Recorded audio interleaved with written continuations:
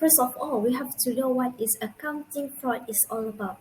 Generally, accounting fraud it can be described as financial statements that are purposely manipulated, like debiting or crediting an operations in the wrong accounts to give the impression that the firm is wealthy. Accounting fraud is also happen when companies are having low performance and sometimes done for other reasons than fooling stakeholders such as avoiding debt obligations or securing more advantageous financing employees such as accountant or the organization itself with the top management team or the actor manager included in the process. Tone at the top means the ethical attitude created in the workplace shown by the organization leadership. Employees will be more likely to embrace ethical and ideals. If supervisors provide a good example, employees will believe that honesty and integrity is not the focus or priority inside the firm. Setting the proper tone are crucial for top management to prevent fraudulence to take place. In short, tone at the top aids the development and maintenance of an effective internal control system, which indirectly contributes in the prevention of fraud and the other unethical behavior at all levels of the business. Lehman's tone at the top. The crisis of Lehman Brothers is arisen due to the bank's management decided to break the rules by manipulating accounts. According to several reasons, there are several cultural adoption by Lehman's that has been practiced by the top management unethically. Among them included high risk tolerance culture. This is due to Lehman use highly leveraged mortgage security of offering which come through several complex financial innovative package like illiquidity and the other risk factors such as derivatives that were not fully transparent or understood. Next, we have people orientation culture from top management to bottom management. There are a poor and unproductive communication culture. Senior executive never took employee comments seriously. Women suffer a lack of acknowledgement for exceptional accomplishment, particularly if it comes from a lower level employees. They used to pay employees a lot of money as a reward for taking chances. This culture also shows that Lehman have a culture of concealment among senior executives. They never inform its employees or other stakeholders about the genuine nature of their liquidity. For example, Lehman has employed repos 105 transactions to improve the company's financial performance. At the end year, which as violation the majority or sovereigns Oxley Act clauses. Lastly, tone at the top conflict. How was the fraud was perpetrated and concealed in Lehman Brothers? First, the perpetrator for Lehman collapse was the CEO itself, Richard Fultz, the CFO, Aaron Callan, and the auditor, Ernst and Young. The CEO had gave a significant influence toward Lehman's downfall. Fultz directed Lehman's executive to minimize the bank debts levels, and senior managers frequently attempt to use Repo 105 to conceal the firm's results. Repurchase agreements or repos are common practice on Wall Street and refer to short-term loans that occasionally offer vital finance.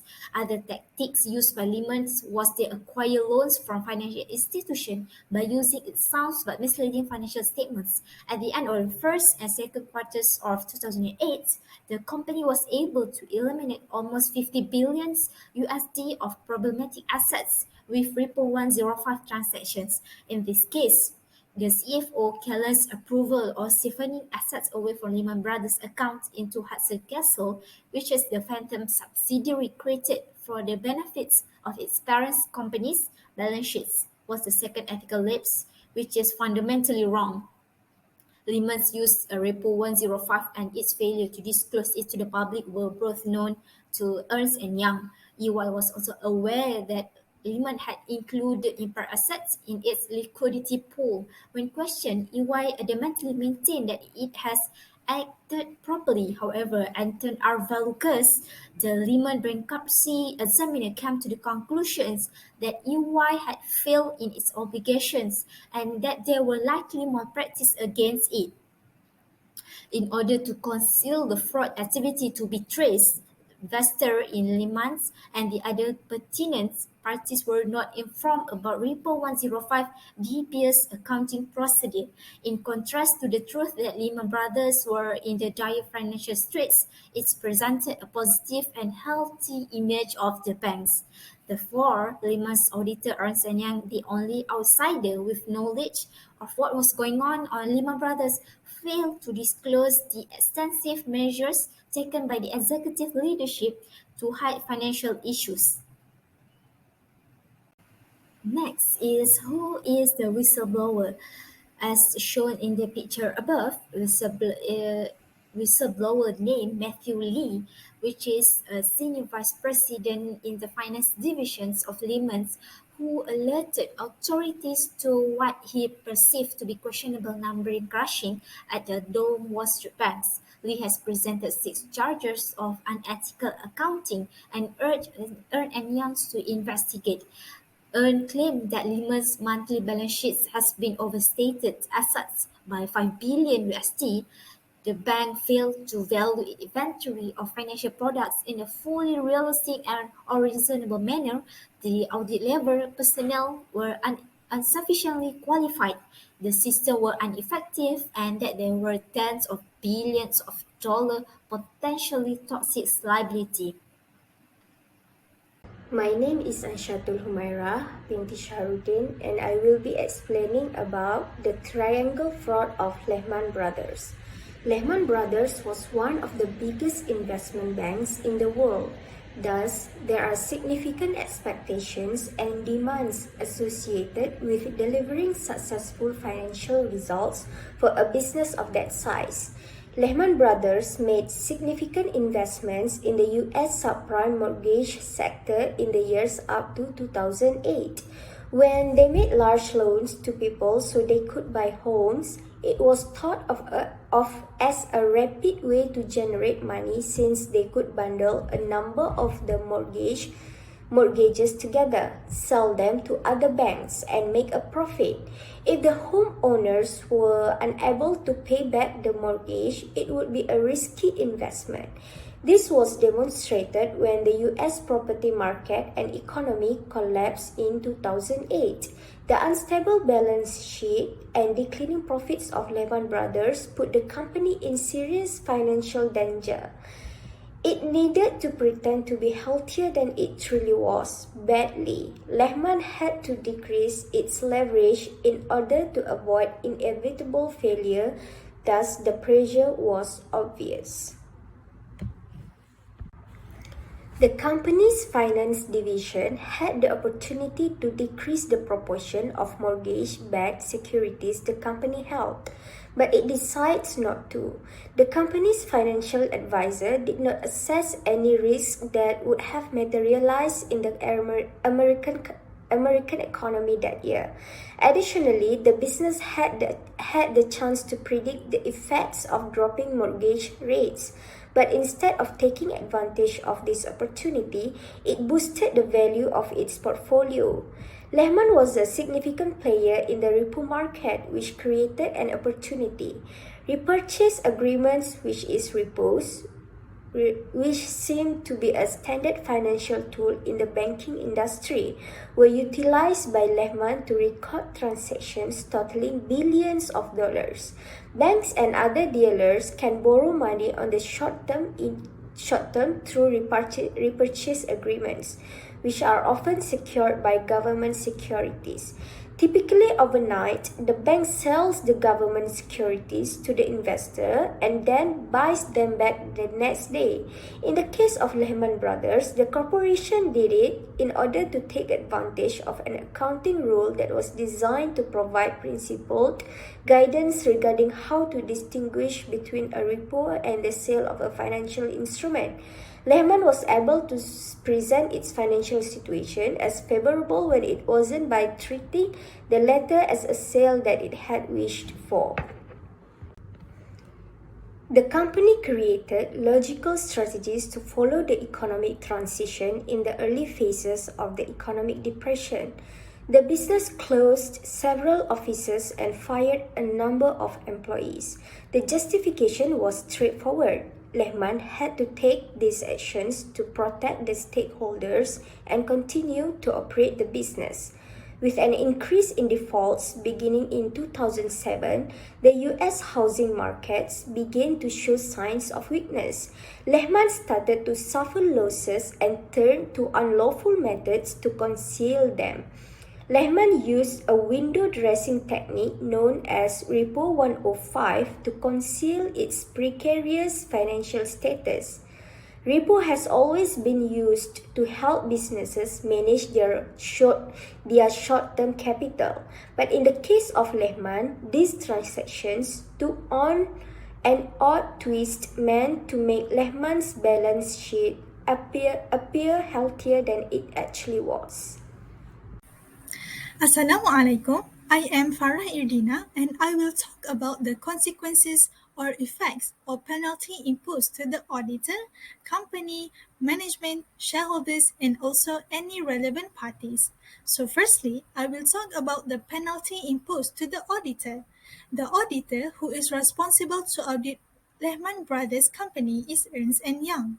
EY was responsible to look for fraud, decide whether a situation called for public disclosure, and bring specific concerns to Lehman's audit committee.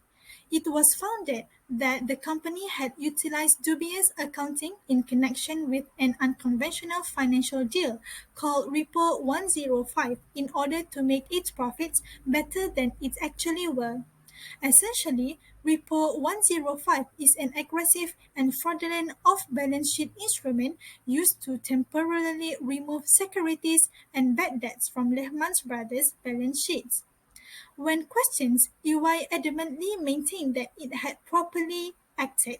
However, Anton R. Valukas, the Lehman bankruptcy examiner, came to the conclusion that EY had failed in its obligations and that there were likely malpractice allegations against it. Because of that matter, New York attorney has sued EY for enabling Lehman Brothers to deceive investors. EY has to pay a $10 million for settlement. Next is the effects to the company. On the verge of collapse of Lehman Brothers, the stock plunged 77% in the first week of September 2008. The firm has suffering debts as it increased in 66% of credit default swaps. The company launched a significant strategic corporate reorganization initiative after reporting a $3.9 billion loss that included a $5.6 billion write-down. Lehman's credit ratings were also under evaluation by Moody's Investor Service, which revealed that the only way for Lehman to prevent a rating reduction would be to sell a majority interest to a strategic partner. Lehman, Barclays, and Bank of America attempted to broker a takeover of the former over the weekend on September 13, but were ultimately unsuccessful. Lehman filed for bankruptcy on Monday, September 15, which caused the stock to drop 93% from its previous close on September 12. Next is the penalty imposed to the management. Falk, who is an ex-president of Lehman Brothers Company, has been broadly criticized for permitting the organization to drown itself in an excessive amount of debt. When it went bankrupt, for each greenback of capital Lehman held, it became borrowing at least $30. Did that immoderate leverage give the organization no cushion to take in losses while the marketplace commenced to decline?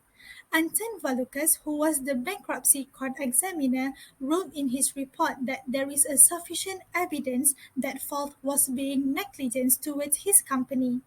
Negligence isn't always a crime, so Falk has confronted no punishment for the wreckage as a result of his company's collapse, firm possibly banishments to irrelevance. Next is the effects to the shareholders. Investors were aware that the financial institution who owned Lehman Brothers bonds were in danger due to its bankruptcy. The Reserve Primary Money Market Fund broken the money on September 16, 2008. That meant that instead of being worth at least $1, its shares were only worth $0.97. A record $196 billion was taken out of money market accounts by investors.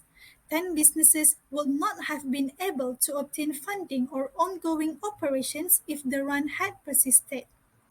The Treasury Department would be able to purchase shares in troubled banks thanks to its request for $700 billion to bail out the banks.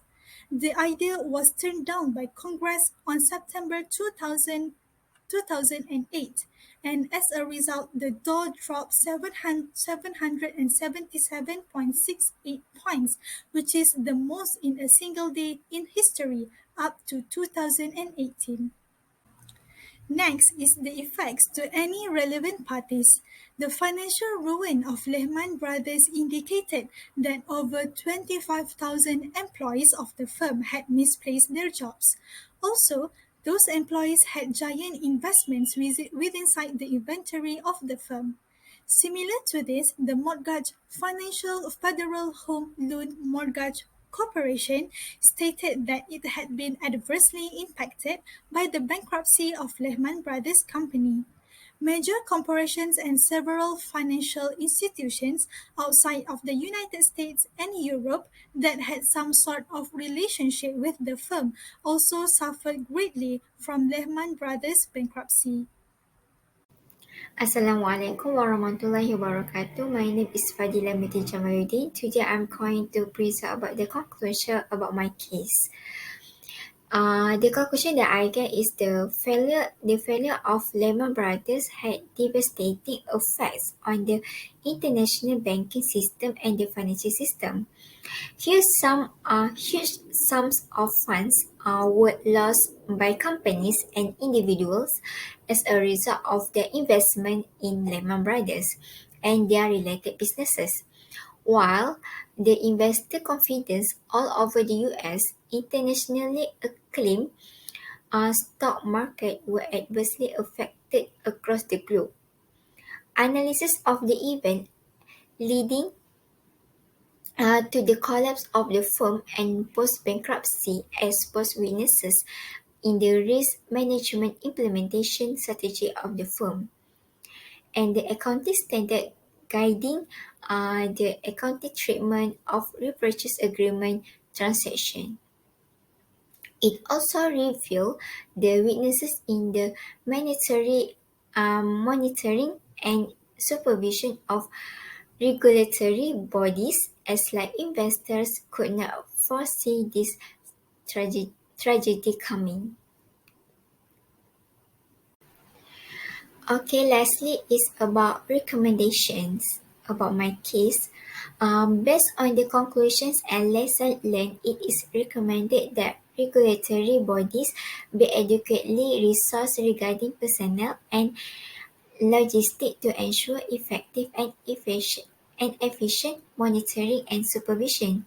Personnel of such bodies should be appropriately trained to identify and understand the intricacies involved in all product and service offered by financial institutions within their jurisdiction. Understanding the rudiment of accounting, preparation and analysis of financial statements, and auditing would enable regulators to detect wrongdoing on the part of financial institutions. In addition, more consideration should be given to the operation of substantial financial conglomerates regarding supervision and monitoring since the impact of their failure can be detrimental to the more extensive financial system. Thank you.